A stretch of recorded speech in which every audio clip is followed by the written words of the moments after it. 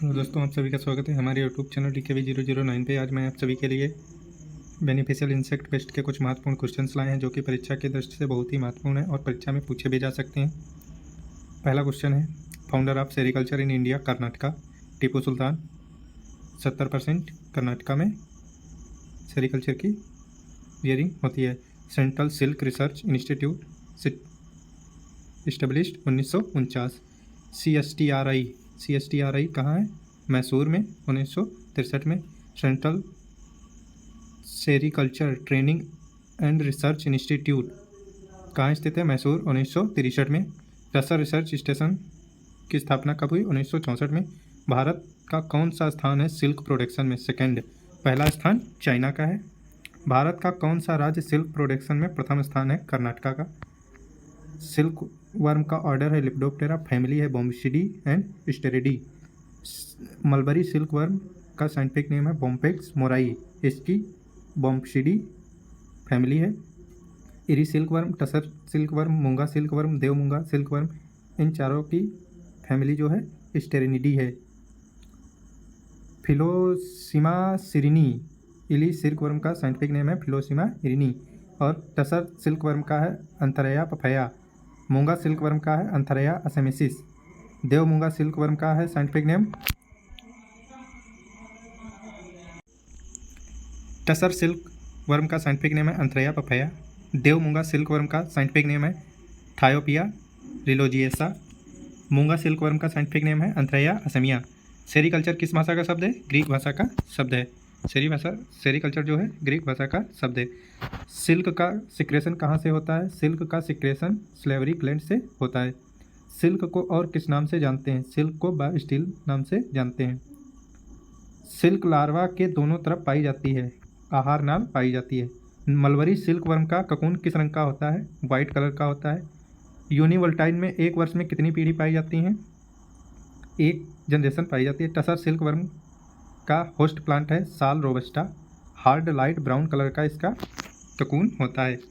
Eri silk worm एक है मोनोफैगस, feed only castor रिनेचिस क्यूमिनिस, केवल यह अरिंडी को फीड करता है। इसका जो लार्वा ककून है येलो कलर का होता है।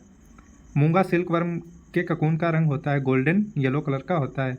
यह दालचीनी, इसका होस्ट प्लांट जो है दालचीनी है।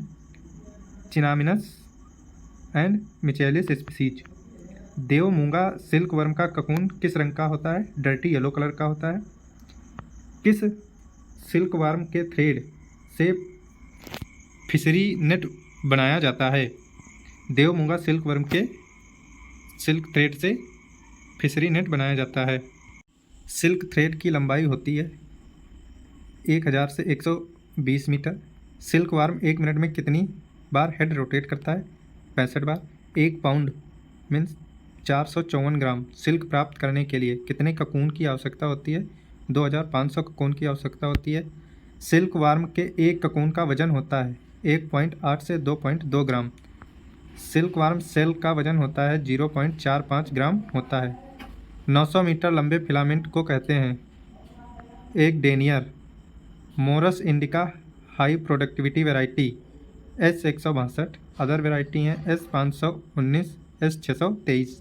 भारत के दक्षिणी राज्यों में मुख्यतः कर्नाटक, आंध्र प्रदेश एवं तमिलनाडु के लिए उपयुक्त किस्म है। कर्नाटक के लिए मोरस अल्बा की सबसे उपयुक्त किस्म है कैनवा 2, S30 एंड S54 है। मोरस अल्बा को कहते हैं तूत। खाद देने के लिए उपयुक्त समय है सहतूत में। दिसंबर एंड जनवरी में खाद देने का उपयुक्त समय है। सहतूत की कटिंग किस माह में करनी चाहिए? सहतूत की कटिंग जो है किस माह में करनी चाहिए?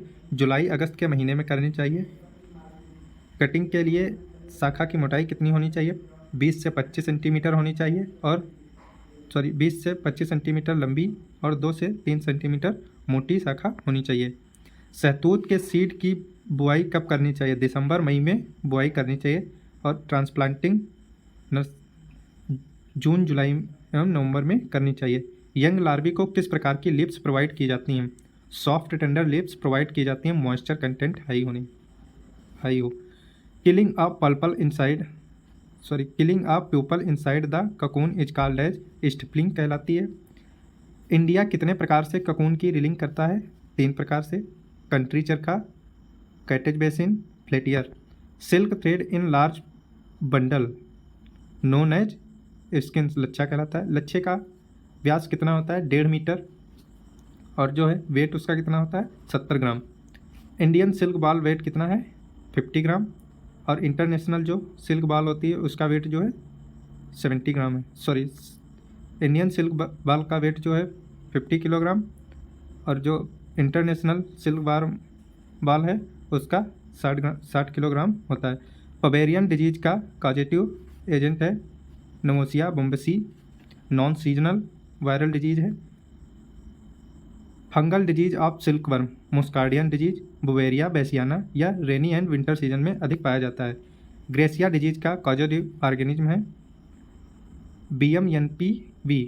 BMNP का पूरा नाम है Bombyx mori nucleo polyhedrosis virus. Gratia को यूएसए में कहते हैं, ग्रेसिया डिजीज को यूएसए में जॉन्डिस कहते हैं, इटली में गैलियम कहते हैं, फ्रांस में ग्रेसिया ही कहते हैं, जापान में नोबिया कहते हैं। Bacterial septicemia also known as BT sotto disease कहलाता है। सेराटिया मेरेंसिया आल्सो नोन एज रंगी disease pink larval pigment produce करता है। फार्मेलिन से किन किन रोगों को नियंत्रित किया जा सकता है? BMNPV को, फ्लेचेरी वायरस को, मुस्कार्डियन बैक्टीरियल स्पोर्स को। 250 ग्राम पाउडर प्लस 1000 लीटर वाटर किसका घोल है? अस्थिया सोल्यूशन का। यूजी फ्लाई का साइंटिफिक नेम है एक्सोनिस्टा सार्बिलेंसिस, और दूसरा इसका साइंटिफिक नेम है ट्राइकोलाइगा बॉम्बसी। इसकी फैमिली है टेचिनिडी। यूजी फ्लाई किस प्रकार का पैरासिटॉइड है? इंडोलार्वल पैरासिटॉइड है। यूजी फ्लाई का मेन लक्षण है ब्लैक स्कैर्प। एटीएल वैल्यू 1 से 2 एक प्रति लार्वा। मैगट स्टेज है इसकी 5 से 7 दिन की। प्यूपल स्टेज है 10 से 12 दिन की। Incubation period of uzi fly 1 से 2 दिन का। यूजी फ्लाई के लिए पोटेंशियल बायो कंट्रोल एजेंट है नेस्टायंस थाइमस प्यूपल पैरासिटॉइड का प्रयोग करते हैं। बीटल्स का साइंटिफिक नेम है डर्मेसिटिस कैंडिवेरिनिस। मूंगा silk worm cultivated state Assam high quality का प्रोड्यूस करता है सिल्क। 90% सिल्क प्रोडक्शन किस वोल्टाइन से होता है? मल्टी वोल्टाइन से। Central sericulture germ culture resource कहाँ है? होसूर तमिलनाडु। CMERTI का पूरा नाम है central muga eri research and training institute Lahdoigarh Assam. Silk worm seed technology laboratory कहाँ स्थित है? बेंगलुरु में। सेंट्रल सिल्क वार्म बोर्ड कहाँ स्थित है? बेंगलुरु में। Apis cerana is the better acclimatized to higher altitudes. Apiculture का फैमिली है एपिडी या मेलिपोनिडी। ऑर्डर है हेमिनोप्टेरा। क्लास है इंसेक्टा या हेक्सोपोडा। फाइलम है आर्थ्रोपोडा। किंगडम है Animalia. Father of modern bee keeping in India AS Atwal Punjab 1962 में भारत में एपिसिराना इंडिका एपिस मेलिफेरा को भारत इटली या यूरोप से लाए थे। Father of modern apiology Johann Dzierzon. Father of Indian apiculture reverend father Newton है। भारत का कौन सा स्थान शहद उत्पादन में है? 7वां। प्रथम स्थान किसका है? चाइना का। Father of world modern bee keeper LL लॉन्गस्ट्रोथ जो कि एक अमेरिकन पादरी थे। एपिस मेलिफेरा को यूरोप या इटली से भारत कौन लाया था? AS अटवाल ने 1962 में लाए थे। सारंग बी या रॉक बी का साइंटिफिक नेम है एपिस डॉर्साटा। इसके द्वारा कितना हनी प्रोडक्शन होता है? प्रति कॉम्ब प्रति ईयर 36 किलोग्राम प्राप्त होता है। Eastern honey bee Indian honey bee का साइंटिफिक नेम है एपिसिराना इंडिका। इससे 18 से 20 किलोग्राम शहद प्रति ईयर प्रति कॉम्ब प्राप्त होता है। एपिस फ्लोरा को कहते हैं लिटिल बी या स्मॉल बी कहते हैं। एपिस फ्लोरा को लिटिल बी या स्मॉल बी कहते हैं। इसके द्वारा 250 से 500 ग्राम हनी प्रति ईयर प्रति कॉम्ब प्राप्त होता है। एपिस मेलाफेरा की उत्पत्ति स्थान है यूरोप एंड इटली, 1962 में भारत में आई। मॉस्किटो बी डॉमर बी का साइंटिफिक नेम है मेलपूनिया इरिडेपेनिस, इसकी फैमिली जो है मेलिपोनिडी है। फर्टिलाइज्ड एक कितने प्रकार के होते हैं? 2 प्रकार के, फर्टाइल एंड स्ट्राइल। स्ट्राइल से वर्कर बनते हैं, फर्टाइल से डॉटर क्वीन बनती है या रानी। क्वीन हनी भी प्रतिदिन कितने अंडे देती है? 800 से 1200 अंडे प्रतिदिन देती है। हर लाइफ 15 लाख अंडे प्रोड्यूस करती है। इसका जीवन काल 2 से 5 साल का होता है। कॉलोनी के मेंबर को एकत्रित करने के लिए स्रावित रसायन को कहते हैं MGP, मैंडिबुलर ग्लैंड फेरोमेन कहते हैं। इसे क्वीन सब्सटेंस भी कहते हैं। रॉयल जेली का सिक्रेशन कहाँ से होता है? हाइपोफैरिंजियल ग्लैंड से होता है। प्रोवेंटिकुलस को कहते हैं हनी स्टमक कहते हैं। बी कम्युनिकेशन किसने दिया? बी कम्युनिकेशन जो है प्रोफेसर कार्ल वान लिनियस ने दिया। कार्ल वान फिशर ने 1967 में दिया।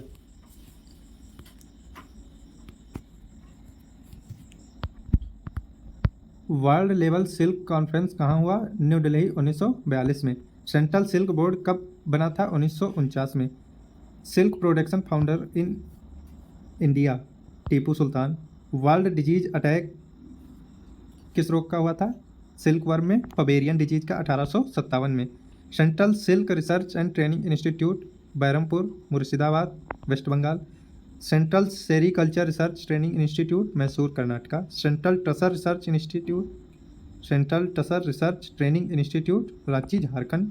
सिल्क में कौन सी प्रोटीन पाई जाती है? फेब्रिन एंड सेरेसिन प्रोटीन पाई जाती है। फेब्रिन जो है 20 से 25 या 20%, सेरेसिन जो है 20 से 25% या 20%। फेब्रिन जो है 60 से 70% या 80%। सिल्क को कहते हैं, सिल्क को बायोस्टील भी कहते हैं। All India bee keeper association was established 1938-39। Bee hives के अपर पार्ट को कहते हैं हनी चेम्बर कहते हैं और लोअर पार्ट को ब्रूड चेम्बर कहते हैं। घोष बॉक्स का साइज है 36 × 21.5 सेंटीमीटर। न्यूटन बॉक्स का साइज है 20.2 × 14 सेंटीमीटर।